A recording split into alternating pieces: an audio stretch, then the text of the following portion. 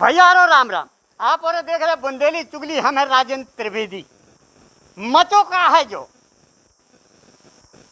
तो आप जानते हो बुंदेली चुगली की खबरें कैसी रहती। मचो का है जो एक वन विभाग के अधिकारी सतना से ट्रांसफर होके अजय द्विवेदी सतना से ट्रांसफर होके आए वे छतरपुर। भैया छतरपुर आके उन्हें रेस्ट हाउस में जैसे तैसे अधिकारियों ने कर्मचारियों ने तक पहुंचाओ। उनकी रिपोर्ट कोरोना की आई पॉजिटिव रिपोर्ट आई। उनमें रेंजर को रोल का है जयप्रकाश मिश्रा, रेंजर छतरपुर वन मंडल। उनको रोल का है कि जैसे उन्हें पता चलो कि भैया द्विवेदी जी कोरोना पॉजिटिव है, उनकी मैसेज कोरोना पॉजिटिव है, तो इन्हें तत्काल अपना फर्ज का अदा करो। एक अधिकारी के संगे इन्हें करो का के लाइट कटवा दी, पंखा एसी सब बंद। इसके बाद जब उन्हें तना शिकायत भई कि भैया ताला लगा दो, किचन में ताला लगा दो, खाना पीना सब बंद। जब लाइव प्रस्तुति हम दे रहे बुंदेली चुगली चैनल के माध्यम से, जब लाइव प्रस्तुति हम आप लोगों को भेज रहे। आज हम आए हैं फॉरेस्ट विभाग के नई एसडीओ साहब के पास, अजय द्विवेदी। मियाँ बीवी दो भैया आप देख सकत सामने हैं। जब लाइव प्रस्तुति हम ऐसे दे रहे कि कम से कम प्रशासन की आंखें खोलें, प्रशासन चेते कि आखिर मचो का है जो एक अधिकारी के संगे जब ऐसा हो सकत तो आम आदमी के संगे का नहीं हो सकत। जब भैया यही के लाने प्रस्तुति बुंदेली चुगली चैनल यही के लाने जानो जात ठक्का ठाई के लाने कि जो है सामने रखने हमें। अब इनकी खाना की कंडीशन का भाई कि किचन में तालों लगा दो। वो लाइट हालांकि चालू है, पंखा चल रहा है, लेकिन खाना की स्थिति देखियो भैया। हम एक एक चीज गौर से देखो। अभी ये पैकेट ऐसे रख दिए गए, 3 दिन पहले के ये पैकेट रखे भैया। अब उन्हें खुद पता नहीं है कि को रख गो काय पॉजिटिव हो गए तो उन्हें तो बंद कर दो, लेकिन जो रखो है पता नहीं है को रख गो कैसो रख गो। और हम आपका जो भी देखो अभी टी में है का देखो आप कि शायद जानवर भी ऐसो खाना ना खाए हैं, जैसे उन्हें पैक करके ऐसो फेंक दो। एक अधिकारी के संगे वन विभाग के एसडीओ है जी अजय दुबे, सतना से ट्रांसफर होके आए। वे अपनी नौकरी पे आए, अपनी ड्यूटी पे आए, लेकिन अंजाम क्या होगा, कैसी बुरी स्थिति में पहुंचा दो कि अधिकारी। और इसमें सबसे बड़ा दोष की को है डीएफओ को। डीएफओ का संज्ञान में जो मामला लो चाहिए। अजय दुबे के साथ जो भाव है एसडीओ के साथ, जयप्रकाश मिश्रा रेंजर की करतूत है जा।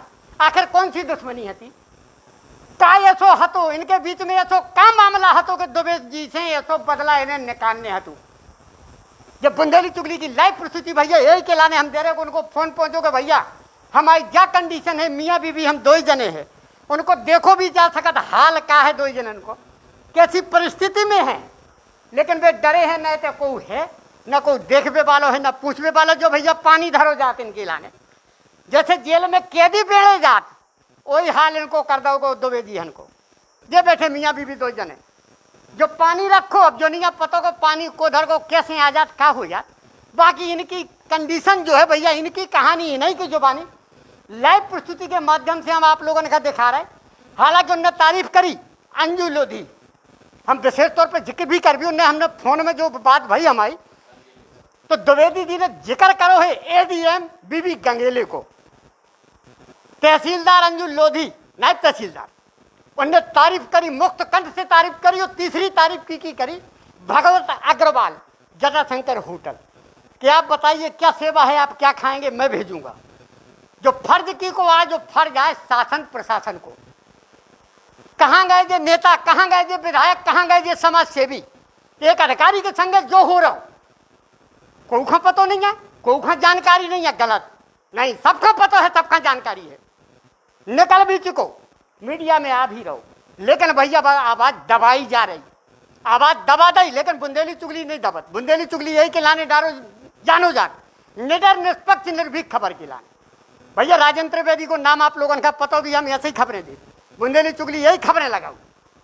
आज हम सीधे आ गए उनके रेस्ट हाउस में, जहां उन्हें कैद करोगे तो जेपी मिश्रा के द्वारा हम बार बार जिक्र कर भी रेंजर जेपी मिश्रा के द्वारा जहां ताला लगा दिए गए थे किचन में, कमरा के अंदर रहा बाहर में, भैया ऐसी नाइंसाफी का एक अधिकारी के संगे, वो भी ये उम्र में, वे 40 साल से सेवा कर रहे शासन की।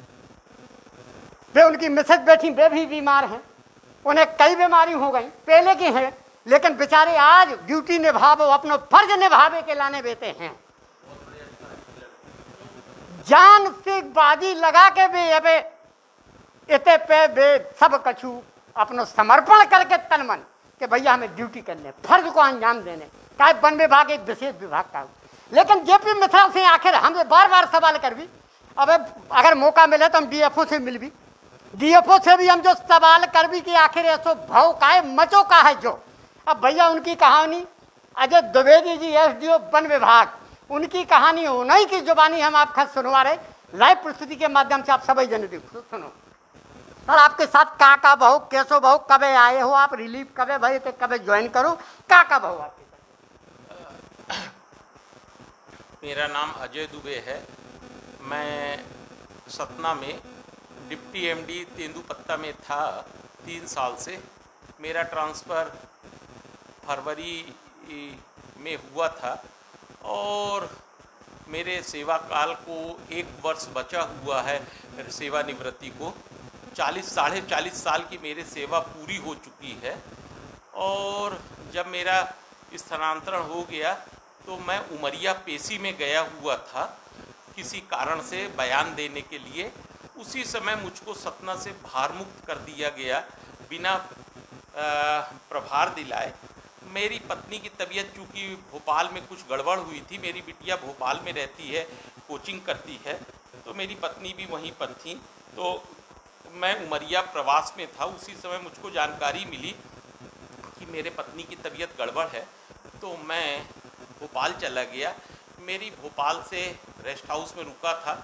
मेरी वहाँ से मेरे डीएफओ साहब राजेश राय साहब बहुत अच्छे आदमी हैं, उनसे मेरी फ़ोन पे बात हुई तो उन्होंने मेरा हाल चाल जाना। मैंने उनको बताया कि सर ऐसा ऐसा मेरे पत्नी की तबीयत गड़बड़ थी, तो मैं भोपाल आ गया। बोले ठीक है दुबे जी, आप कब लौटोगे? मैंने कहा सर 1-2 दिन में मैं लौट आऊँगा, 5-6 तारीख तक। उसी बीच मुझे 6 तारीख को मालूम चला, मैं भोपाल में अपने वरिष्ठ अधिकारी, अपने एमडी से, जो प्रबंध संचालक राज्य लघु वनोपज संघ के थे, और हमारे हाफ मिस्टर पीसीसीएफ राजेश श्रीवास्तव साहब, बहुत ही सज्जन आदमी, और हमारे रमेश श्रीवास्तव साहब, आर.के. यादव साहब, जो वरिष्ठ अधिकारी हैं, करीब सभी अति वरिष्ठ अधिकारी मुझको व्यक्तिगत रूप से भी जानते हैं। और कुछ उसका कारण ये भी है कि मेरे जो फादर इन लॉ थे वो भी अच्छे पद में थे। वो भी 80-81 में यहीं छतरपुर में डीएफओ हुआ करते थे, दामोदर प्रसाद तिवारी जी, और काफ़ी सीनियर अधिकारी थे। तो उनकी छवि को देखते हुए भी मुझे विभाग में सभी अति वरिष्ठ अधिकारी काफ़ी स्नेह भी करते हैं, प्रेम भी करते हैं, और मुझको मेरी अपेक्षा से अधिक मुझको सम्मान भी प्राप्त होता है।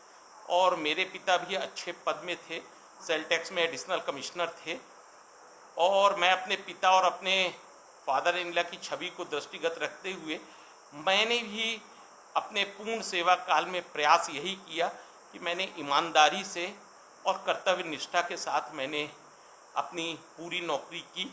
मगर ये सेवा के अंतिम 1-2 वर्ष में जो मेरे को पीड़ा और दुख हो रहा है, ये शायद मुझे इसके पूर्व कभी अनुभव नहीं हुआ, क्योंकि सभी अधिकारियों से मुझे, मेरे डीएफओ और कंजर्वेटर, हमेशा स्नेह प्रेम मिला, और मैंने उनके निर्देशों का अनुशासित कर्मचारी की हैसियत से पालन करता रहा। चूँकि मेरा 1 वर्ष बचा था और मेरे पुत्र पुत्री दोनों अविवाहित हैं, दोनों इंजीनियर हैं, और दोनों की शादी उदी करना भी मेरे नैतिक दायित्व और कर्तव्य के अंतर्गत आता है, तो मैंने शासन प्रशासन, यहाँ तक कि माननीय मंत्री जी कुंवर विजय शाह साहब से भी अनुरोध किया, अपने अधिकारियों से किया, अपना प्रतिवेदन अभ्यवेदन दिया। सभी ने मुझको आश्वस्त किया, माननीय मंत्री जी ने भी मुझे आश्वस्त किया कि दुबे जी आपका निश्चित रूप से आदेश या तो निरस्त हो जाएगा या संशोधित करके आपको उसी तरफ कर दिया जाएगा, ताकि आप अपनी जिम्मेदारी का निर्वहन कर सकें। और मेरे साथ मेरी माताजी 93 साल की मेरी माताजी रहती हैं और मेरा छोटा भाई भी है, उसकी पत्नी को भी लीवर डिजीजेज हैं। इसलिए स्वाभाविक रूप से मैं यहाँ पर जब आया तो 1-1.5 माह मैंने करीब करीब भार मुक्त होने के बाद भी मेरा आदेश भी त्रुटिपूर्ण है। मैं प्रतिनियुक्ति में लघु वनोपज संघ में था, मगर मेरे आदेश में शासन ने मुझको प्रतिनियुक्ति से वापस ही नहीं लिया है और मुझे संलग्नाधिकारी वनव्रत कार्यालय कर दिया। तो मैंने इसके संबंध में भी अभ्यवेदन वगैरह दिया, तो सभी ने इस त्रुटि को माना, बोले निश्चित रूप से संशोधन हो जाएगा। मगर मैंने अपने अधिकारियों से उनके निर्देश और उनके सलाह पर मैंने यह निर्णय लिया कि सेवानिवृत्ति का समय है तो छुट्टी जाया न की जाए। तो इसलिए मैंने 30 तारीख को कार करके सतना से अपनी पत्नी को लेके आ गया। मेरी बेटी भोपाल में रह रही है और मेरा बेटा सतना में है, तो हम पति पत्नी दोनों वहाँ से चले और बिना कहीं रुके हुए, चूँकि कोरोना का संक्रमण काल है, बिना रुके हुए सीधे अपने वन संरक्षक कार्यालय गए। वहाँ हमने अपनी ज्वाइनिंग दी और ज्वाइनिंग दे के, अब चूँकि हमको रेस्ट हाउस वगैरह नहीं मालूम था, तो आदरणीय कुशवाहा जी कोई बाबू साहब हैं, वो अपने साथ हम लोगों को लेके आए और यहाँ हमारे रुकने की व्यवस्था वन विश्राम गृह में कर दी। यह बात सही है कि जब मैं सतना से चला था तो मैंने रास्ते से आदरणीय डीएफओ साहब को 2-3 बार फ़ोन लगाया कि मैं उनसे अनुरोध कर लूं कि सर मैं आ रहा हूं सपत्नीक, तो मेरे रुकने के लिए आपसे अनुरोध करना चाहता हूं कि मुझको रेस्ट हाउस मिल जाए। किंतु डीएफओ साहब कहीं व्यस्त रहे होंगे और अननोन नंबर रहा होगा तो मेरा फ़ोन नहीं उठा सके। मैं न रेंजर से परिचित था, न एसडीओ से किसी से परिचित तो था नहीं। फिर मैंने किसी भी तरह अपनी टेलीफोन डायरेक्टरी से रेंजर का नंबर देख के उनको लगाया। मैं परिचित नहीं था, मैंने उनसे रिक्वेस्ट करी, मैंने कहा डीएफओ साहब को फ़ोन लगा रहा हूँ, लग नहीं। रेंजर जयप्रकाश मिश्रा। अब रेंजर कौन थे मुझे नहीं मालूम, उसमें मेरे पास डायरेक्टरी में आरओ का नाम था, तो वो नंबर मैंने लगाया। उन्होंने तुरंत फ़ोन उठाया रेंजर साहब ने और बड़े प्रेम से और बड़े सम्मान के साथ मेरा अभिवादन करते हुए मुझको कहा। तो मैंने कहा कि मैं डीएफओ साहब को फ़ोन लगा रहा हूँ, मेरी बात नहीं हो पा रही है, आप उनसे मेरी तरफ से निवेदन कर लें और मुझको रेस्ट हाउस में रुकने की अनुमति दिला दें और मैं तो 4-5 दिन रुकूंगा, उसके बाद मैं अपनी समुचित व्यवस्था कर लूँगा। तो बोले ठीक है सर, आप आ जाइए, कोई दिक्कत नहीं। तो मैं आश्वस्त होकर सीधे ऑफिस से ज्वाइन करके यहाँ आया। यहाँ मैं आया आते ही साथ तो जो कमरा द्वयम स्तर के अधिकारियों के लिए, एसडीओ रेंजर के लिए होता है, उस कमरे को मैंने पहले खुलवाया, देखा, क्योंकि मैं अपनी पात्रता के हिसाब उसी कमरे में रुकने का अधिकारी था, तो मैंने वो कमरा खुलवाया, देखा। तो उसको देखा, चौकीदार ने बताया कि साहब इसका एसी भी नहीं चलता है, इसका पंखा भी खराब है, सब कुछ है, आप इसमें रुक जाइए। तो मैंने बोला ये कमरा तो बड़े अधिकारियों, बोले हाँ सर, मगर अब वो ख़राब है तो आप इसमें रुक जाइए। तो हम उसमें रुक गए। दूसरे दिन हमको मालूम चला कि उस कमरे का भी बाथरूम का न फ्लैश चल रहा है और न शॉवर चल रहा है। इससे कोई आपत्ति नहीं हुई, टीवी भी नहीं चल रहा था। तो मैंने किसी भी तरह निवेदन किया। एक रजनीश द्विवेदी जी फॉरेस्ट गार्ड आए 1 घंटे बाद, तो मैंने उनको भी पैसे दिए 800 रुपये। मैंने कहा कि हालांकि हम अपने साथ दाल चावल वगैरह लेके आए थे, हमको मालूम था कि कोरोना का संक्रमण काल चल रहा है, तो हमको हो सकता है कि तत्काल व्यवस्था न हो, और रात का खाना, दिन का खाना हम लोग बना के लेके आए थे साथ में। तो उनको पैसा दिया, 500 रुपये मैंने चौकीदार को दिया और मैंने कहा जो भी आवश्यकता हो, दूध, चाय की पत्ती, अन्य सामान सब ले आना, और चौकीदार को हिदायत दी कि तुम कहीं बाहर मत जाना, जो भी हो हम लोगों को खाना बनाना खिलाना और तुम भी यहीं खाना, मगर बाहर बिल्कुल मत जाना, कोरोना फैला हुआ है। क्योंकि चूँकि वो छोटा कर्मचारी है, उसकी कितनी बुद्धि काम करती, इस उद्देश्य से मैंने उसको समझाया, बताया। उसने बोला नहीं सर, मैं तो बाहर रहता हूँ 8-10 किलोमीटर दूर, कभी कभी जाता हूँ। मैंने कहा ठीक है। उसने मुझे 30 तारीख को बढ़िया खाना बना के खिलाया बड़े प्रेम से, 1 तारीख को बना के खिलाया, 2 तारीख को भी सवेरे बनाया, 2 तारीख को मेरी पत्नी को, हम लोग बिल्कुल स्वस्थ थे, मैं डायबिटिक हूँ और मेरे को पेसमेकर भी इम्प्लांट हुआ है 19 में, और कार्डियक पेशेंट भी हूँ। आँख में भी थोड़ी बहुत तकलीफ थी। मिसेस डायबिटिक तो नहीं मगर प्रो डायबिटिक हैं, तो वो भी प्रकाशन लेती हैं। तो हम लोग अगर ये सोचने वाली विचारणी विषय, यदि मैं कोरोना पॉजिटिव होता या मेरे को कोई तकलीफ होती, तो अगर मैं 1.5 माह तक नहीं आया था तो मैं क्यों छतरपुर आता? मैं किसी भी कीमत में नहीं आता, जैसे 1.5 महीने, वैसे 2 महीने, वैसे 2.5 महीने इस संग। मगर चूंकि मैं स्वस्थ था और मैंने आना उचित समझा, और हमारे वन विभाग में मैं भी रेंजर 40 साल की सेवा पूर्ण हो गई। हम लोगों ने भी वह रेंजरी की है और बड़े दुर्गम क्षेत्रों में की है, अमरवाड़ा वगैरह जैसे में, व्यवहारी में। तो हम लोग भी रेस्ट हाउस को मेंटेन किए हुए हैं। हम लोग तो इस तरह के थे पहले के अधिकारी रेंजर लोग कि रेस्ट हाउस में, वन विभाग के रेस्ट हाउस हमेशा सुदूर क्षेत्रों में इंटीरियर में होते हैं। रेस्ट हाउस में कौन जाएगा श्रीमान जी? रेस्ट हाउस में वही आदमी जाएगा जिसको रेस्ट हाउस में रुकने की पात्रता होगी, या कोई भूला भटका होगा, या कोई परेशान व्यक्ति होगा, या कोई दंपत्ति होगा, रात का समय होगा। तो हम लोग तो अपने रेस्ट हाउस में हमेशा दाल चावल चाय शक्कर दूध पटक के रखते थे कि कोई भी आदमी रात को 9-10 बजे के बाद यदि आ जाता है भूला भटका, तो चौकीदार को ये स्टैंडिंग ऑर्डर थे कि तुम हमसे मत पूछने आना, हमको डिस्टर्ब रात को मत करना, चुपचाप खोल के रेस्ट हाउस उनको रुका देना, चाय पानी नाश्ता खाना खिला देना, सवेरे बात कराना। और ये ऐसा कई बार हुआ है अमरवाड़ा रेंज में। मैं वहाँ रेंज ऑफिसर रहा हूँ 2 साल, मगर और इस तरह का, मगर मैं उसी आशा और उसके अनुरूप आया। और मुझको कहीं भी मैं जाता हूँ तो मैं होटल में रुकने की बजाय मेरे को कुछ शासन और प्रशासन और सबके सहयोग से हमेशा रेस्ट हाउस उपलब्ध ही हो जाता है, चाहे वन विभाग का हो, चाहे फॉरेस्ट का हो, चाहे इरिगेशन का हो, चाहे PWD। यहाँ पे आके आपके साथ नहीं तो बता रहा हूँ कि मैं यहाँ आया तो हो गया, ठीक है, मैं रुक गया। 4 तारीख को, 2 तारीख को मिसेस को थोड़ा सा तकलीफ हुई, तो मिसेस को मैंने CMHO साहब को फ़ोन किया, CMHO साहब को और सिविल सर्जन, तो उन्होंने डॉक्टर भेज दिया मेरे रिक्वेस्ट पे। डॉक्टर आए तो हम दोनों ने अपनी अपनी जांच कराई, और एक रजनीश द्विवेदी फॉरेस्ट गार्ड है, तो वो भी आए थे। तो उन्होंने बताया था कि उनका पड़ोसी पॉजिटिव है, तो मैंने उनको समझाया कि कोई आने की ज़रूरत नहीं है, आप भी सुरक्षित रहिएगा, मास्क वास्क लगाइए। तो मैंने उनको भी बुला के उनकी भी जांच करा दी कि कहीं ऐसा तो नहीं कि इनको कोई तकलीफ हो। तो उनकी तीनों की जांच हुई। 3 तारीख को सब ठीक रहा। 4 तारीख को दोपहर में हम लोगों की रिपोर्ट पॉजिटिव हमारे मोबाइल में आई। जैसे ही मिसेस के मोबाइल में आई, मेरे मोबाइल में, ये मोबाइल है तो मेरे में तो व्हाट्सअप आता नहीं है, तो मिसेस के मोबाइल में आया तो हम लोगों की पॉजिटिव आई। तो मैंने तुरंत फ़ोन लगा के मुंशी जी को बोला, द्विवेदी को, कि आप भी अपनी रिपोर्ट देख लीजिए। और CMHO साहब से मेरी बात हो गई, उन्होंने बोला है कि 10:75 में आप फ़ोन लगा के बता दीजिए, आपको दवाइयाँ उपलब्ध हो जाएंगी। तो मैंने कहा ठीक है, और मैंने उनके निर्देशानुसार, ये कौन है, बुला लो इसको, हैं, तो हाँ बुला लीजिए। तो मैंने वो करके मैंने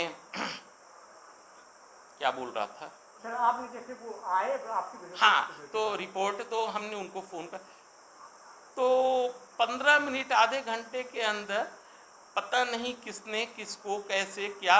अच्छा, मैं यहाँ आया तो ना मैं कंजर्वेटर साहब से मिल पाया, ना मैं DFO साहब से मिल पाया, ना SDO साहब से, ना रेंजर, मैं ना किसी को जानता था, ना पहचानता था, ना मैंने फेस देखा, ना मुलाकात एक द्विवेदी बाबू, कुशवाहा बाबू को छोड़ के, और यहाँ आके रजनीश द्विवेदी को और चौकीदार को।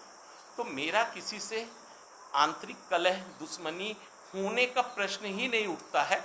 आज 40 साल की सेवा में मैंने मेरी जानकारी में किसी के साथ दुर्व्यवहार करने का प्रयास नहीं किया। यदि भूल चूक से कहीं हुआ भी होगा और मेरे को जानकारी, तो मैंने उससे अपोलोप्लाइज्ड ही किया होगा कि धोखे से हो गया होगा। यह बात सही है कि कभी कभार प्रशासनिक दृष्टिकोण से मेरे को डांटना फटकारना पड़ता है, तो डांट फटकार जरूर देते हैं, मगर मैं कभी किसी को इतने आके फिर आपके संगे काम। तो मेरे साथ बस ये हुआ कि 4 तारीख को दोपहर को जैसे हुई तो रेंजर इनको सब कैसे खबर लगी क्या है, तो CCF के बाबू का जरूर फ़ोन आया मेरे पास कि साहब का कहना है कि सर आप कोरोना पॉजिटिव हो गए। मैंने कहा हाँ भैया हो गए हैं। तो वो हमने बोला आपको किसको मालूम, कैसे मालूम चला? बोले सर साहब ने अभी बताया है। तो मैंने बोला अच्छा हाँ ठीक है। बोले साहब का कहना ये है, निश्चित रूप से मेरे कंजर्वेटर साहब ने मेरे हित में ही सोचा है। तो उन्होंने ये कहा कि दुबे जी को अगर जाना है तो दुबे जी अपने घर सतना जा सकते हैं और ठीक हो जाएंगे तो आ जाएंगे। तो मैंने कोई जवाब नहीं दिया और फ़ोन रख दिया। थोड़ी देर बाद फिर मेरे बाबूजी का फ़ोन आया। तो फिर उन्होंने कहा कि साहब बोल रहे हैं कि अगर दुबे जी जाना चाहें तो जा सकते हैं और आ जाएं। तो मैंने यही कहा, मैंने कहा मैं इसलिए नहीं जाऊंगा कि मैंने यहाँ ज्वाइन कर लिया और मैं यहाँ करूँगा। तो मेरा सतना जाने का औचित्य इसलिए नहीं है कि मेरी माताजी 93-94 साल की हैं और मेरी छोटे भाई की पत्नी लीवर डिजीज़ की वो है। तो मैं संक्रमित होने की स्थिति में वहाँ नहीं जा सकता हूँ, मैं जहाँ हूँ यहीं रहूँगा। तो ये है। तो उनको कोई आपत्ति नहीं, बल्कि मेरी फ़ोन में ज़रूर चर्चा हुई थी CCF साहब से ज्वाइनिंग के दिन। तो मैंने उनका सम्मान करते हुए उनसे निवेदन किया। मैंने कहा सर मैं आ गया हूँ, आपसे अनुरोध है कि रेस्ट हाउस के लिए DFO साहब को बोल के मुझको दिलवा। बोले कि बंद है सब जगह। तो ये तो फिर कुछ बात नहीं। फिर मैंने भूख, हम डायबिटिक है तो भूख लग रही थी तेज़ी से, जो हमारे पास कुछ थोड़ा बहुत रखा खाए पिए। फिर मैंने पटवारी का, किसी पटवारी का फ़ोन मेरे मोबाइल पे आया। तो बोले सर आप क्या कोरोना पॉजिटिव? मैंने कहा हाँ। मैंने कहा आप कौन है कहाँ से बोल रहे क्या? बोले मैं पटवारी हूँ।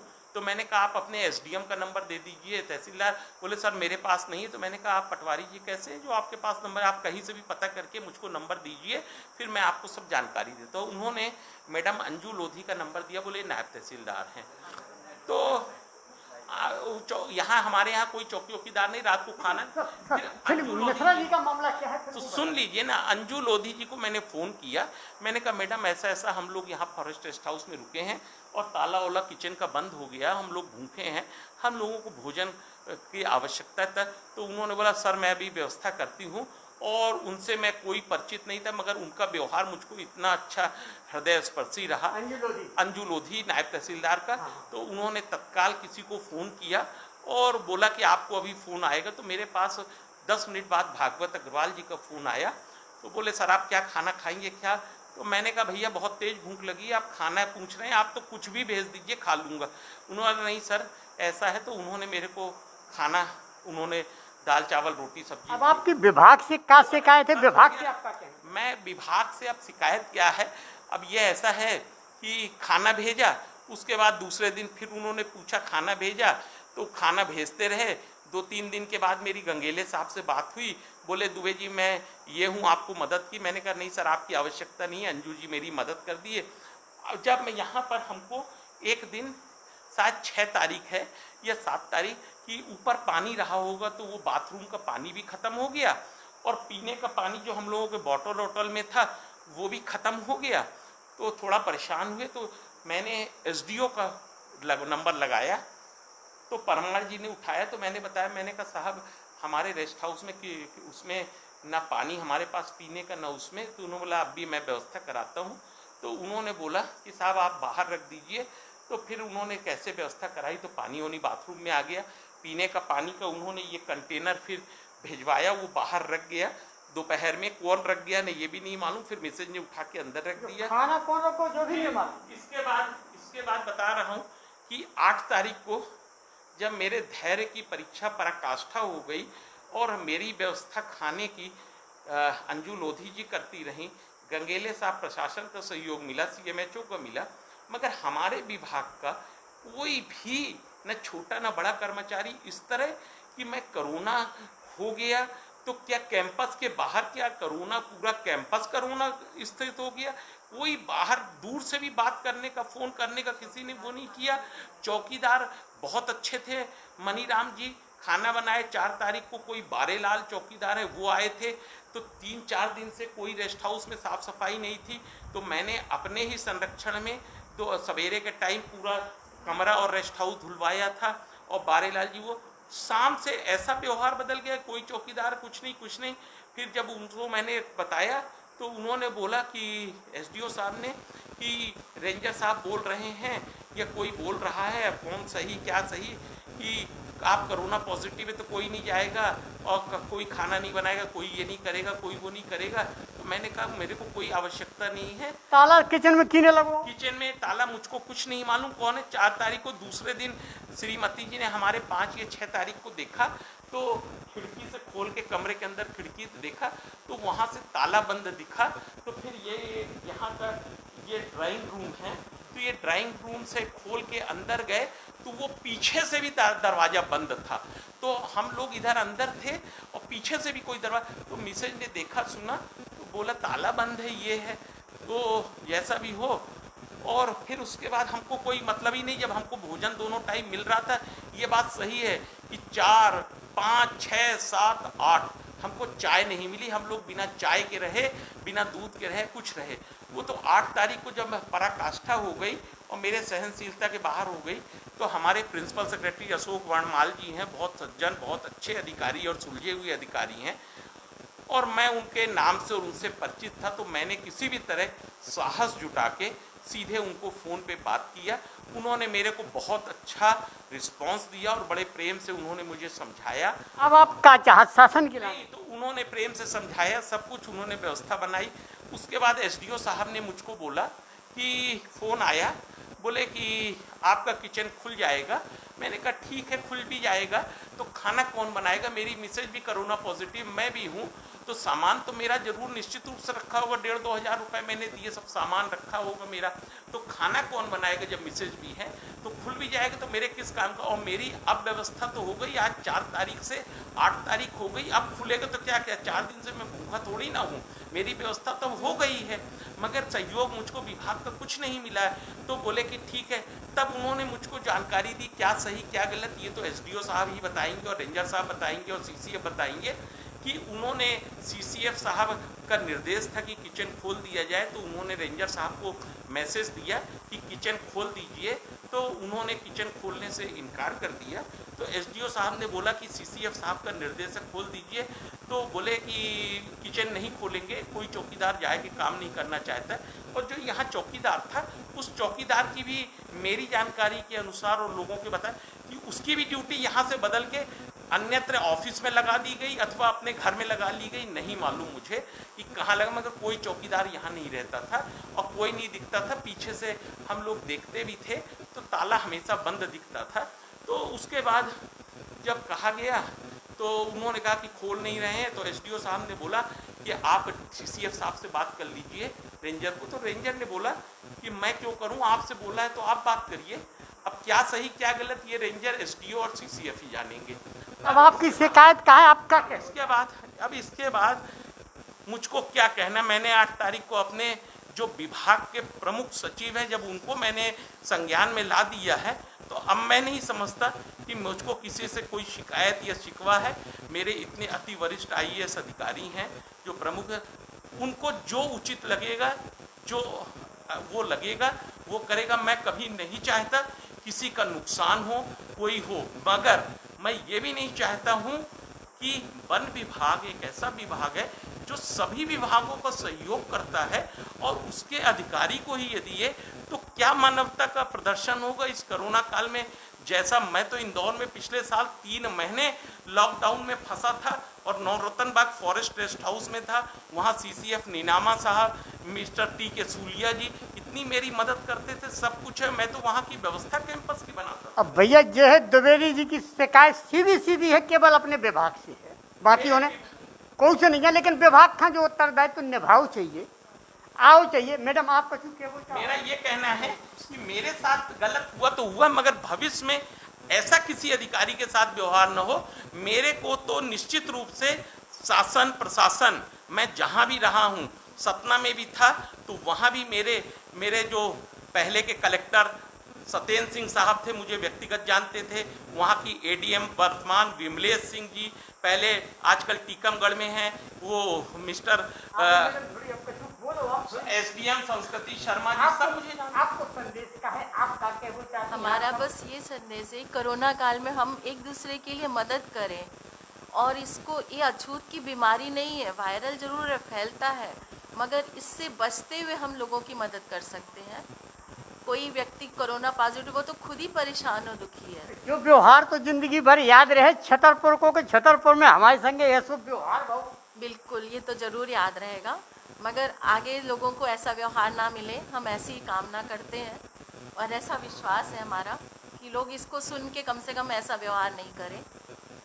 मेरा तो मेरे वरिष्ठ अति वरिष्ठ अधिकारी भोपाल स्तर के सचिव महोदय से है कि मुझको 2-4 दिन से यहाँ असुरक्षा की भावना भी मेरे मन में पनप गई है, जबकि जीवन में मैंने कभी अपने आप को असुरक्षित महसूस नहीं किया। दुर्गम क्षेत्रों में रह के आया, तो मेरा तो ये अनुरोध है शासन प्रशासन से कि मेरी परिस्थिति भले से यथावत यहाँ रहने दी जाए, मगर मुझको यदि भोपाल मुख्यालय में सतपुड़ा भवन में और मेरा आदेश में अभी मैं प्रतिनियुक्ति में हूँ या प्रबंध संचालक कार्यालय लघु वनोपज संघ खेल परिसर इंदिरा निकुंज में मुझको वहाँ पर संलग्न कर लिया जाए तो मैं वहाँ सहर्ष रह के ड्यूटी करने को तैयार हूँ। मेरी परिस्थिति यथावत छतरपुर में रखा जाए और जब मेरा आदेश संशोधित होगा तो मैं चला जाऊँगा, क्योंकि मुझे यहाँ अब 2-3 दिन से असुरक्षा तो कम घुटन महसूस हो रही है। और निश्चित रूप से आज 15वां दिन है, हमारी किसी से मुलाकात ही नहीं। हम 2 पति पत्नी रह रहे हैं। निवेदन के बाद कल से हमारा टीवी चालू हुआ है। हमारा टीवी भी बंद था, 8 दिन 9 दिन टीवी भी बंद रहा। परसों रात को मैंने आदरणीय परमार जी से निवेदन किया, एसडीओ साहब से। उन्होंने कहा चालू कराते हैं। तो परसों रात को 10 बजे मेरा टीवी चालू हुआ। ये भैया आप समझ सकते हैं कि बिना टीवी के पति पत्नी एक कमरे में, और दूसरी चीज ये जो 2 पैकेट रखे हैं खाने के, ये खाने के पैकेट जो हैं ये कौन रख गया, कैसे रख गया, किस उद्देश्य से रख गया। यदि कोई ने मेरे को भोजन देने का प्रयास भी किया तो उसको फोन करके या नॉक करके बताना चाहिए था। मैं तो सशंकित हो गया, क्या 9 दिन में 4 तारीख के बाद 11 तारीख को ही खाना खाऊंगा मैं, वो भी और 11 को ही खाना खाऊंगा, और 11 से लेके आज 15 तारीख तक फिर खाना नहीं खाऊंगा। क्या मैं एक सप्ताह में क्या शेर हूं कि एक सप्ताह का भोजन एक दिन में कर लेता हूं? निश्चित रूप से शेर का जीवन जीने की इच्छा रखता हूं, मगर शेर नहीं हूं कि एक सप्ताह का भोजन एक दिन में कर लूं। ये भैया अजय द्विवेदी एसडीओ छतरपुर ट्रांसफर होके आए सतना से। उनकी व्यथा हमने आपका लाइव दिखाई, लाइव प्रस्तुति के माध्यम से, सीधे प्रसारण के माध्यम से, कि भैया ये एक अधिकारी के संगे अगर जो बर्ताव हो सकत तो सोचो आम आदमी की क्या स्थिति हुई है। उनने विशेष तौर से आग्रह करो है, अपने विभाग से करो। उनने कोई की शिकायत नहीं करी, कोई की अवहेलना नहीं करी कि कोनो के आदेश की अवहेलना करी हुए। उन्हें तो ज्वाइन आदेश मिलो भी आ गए। अब भैया सबसे बड़ो देखो कहते तो दलगत राजनीति जो दुनिया भर को जो चल ही रहो, भैया बुंदेली चुगली की खबरें बिल्कुल साफ नजर निष्पक्ष रहती। कोरोना काल में कोई कहूँ नहीं जाते, लेकिन द्विवेदी जी से हमारी जब भी बात भई तो हमने आश्वासन दो तो कि हम आपकी खबर लाइव दिखवा भी। भैया बुंदेली चुगली ऐसी खबरें आप लोगों के बीच में लियाउत रहे, दिखाउत रहे। जहाँ भी जो समस्या हुई है बुंदेली चुगली सेवा में सबकी हाजिर रात है रहे। जब से हम इतना समाप्त कर रहे हैं खबर, जब सेवा द्विवेदी जी की हती भैया बुंदेली चुगली सेवा के लाने जानो जात। अब भैया जब हम इतना खबर समाप्त कर रहे, दूसरी खबर लेके हम फिर हाजिर हो भी। आज अस्पताल की खबर हम आप लोगों का लाइव दिखवा भी कि अस्पताल में क्या हो रहा हो, क्या स्थिति में सुधार भाव, क्या नहीं भाव। तब तक के लाने भैया और सभी जनन का हमारी राम राम।